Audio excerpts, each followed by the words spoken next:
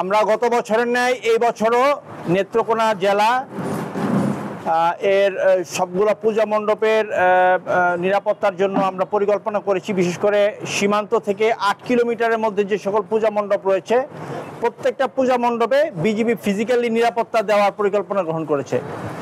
তার মধ্যে দুর্গাপুর একটি সবথেকে সংবেদনশীল একটি এলাকা আপনারা জানেন, এবং দুর্গাপুরে আপনারা জানেন এখান থেকে প্রায় 1 কিলোমিটার রেডিয়াসের মধ্যে অলমোস্ট 16টা এখানে মণ্ডপ হয়ে থাকে, এবং মণ্ডপের প্রতিমাগুলো সবগুলো এইখানে আমাদের কেন্দ্রীয় মন্দিরে এখানে এগুলো সাজসজ্জা এবং অন্যান্য যেই ফুটিয়ে তোলার কাজগুলো এখানে চলে।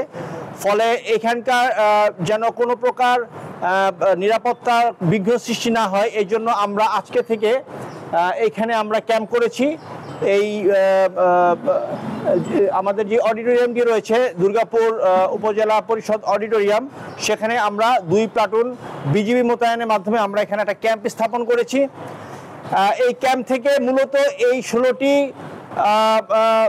যে মণ্ডপ যেগুলো হবে প্রত্যেকটা আমরা রেকি করছি, এবং সেখান থেকে সংশ্লিষ্ট কমিটির প্রত্যেকের সাথে আমাদের যোগাযোগ এবং লিয়াজও সাধিত হচ্ছে।